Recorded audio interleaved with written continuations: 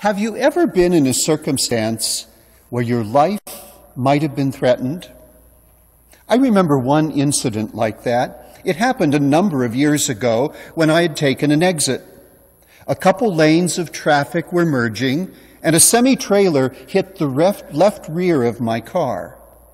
I tried to get out of the way, but as the truck continued to push the left bumper, my car wheeled around until it was sideways against the front grille of the truck. Thank God, the truck was moving very slowly. Nonetheless, it was starting to push my car over, and then it stopped. And what was I doing through it all? I remembered I called out the name of Jesus 3 times. It was a genuine prayer, though brief. Nothing else mattered to me in that moment. In the reading today from Ecclesiastes, the thinker Koheleth could not have had such an accident some more than 2,000 years ago, but I can't help but wonder if he experienced some threat to his life that led him to question all of his values and priorities. For he said, "Vanity of vanities, all things are vanity." As I understand the word used by Koheleth, the word we translate vanity indicates something like a dandelion puffball. You blow on it, and it all blows away. So vanity of vanities, there's nothing to it. Vanity of vanities, there isn't even a trace.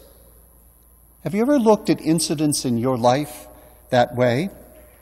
If not, maybe sometime you should. For what was so important about watching that program you wanted to see? And why do you find your neighbor's habits so irritating? And why did you let your sister's hearing problem rile you? Maybe some of the things that you let bother you are only vanity of vanities. Jesus said as much in the Gospel of Luke today. There was a person who tried to get him in the middle of his dispute with his brother. He said, "Teacher, tell my brother to share the inheritance with me." But Jesus refused to jump in.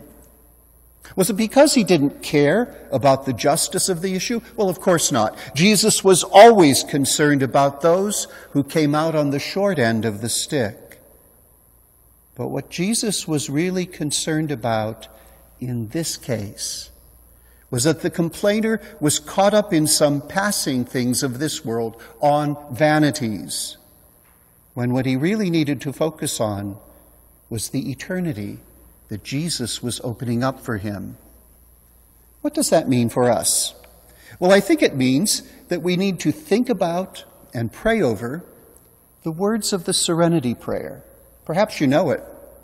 God, grant me the serenity to accept the things I cannot change, courage to change the things I can, and wisdom to know the difference. I think that puts everything in perspective.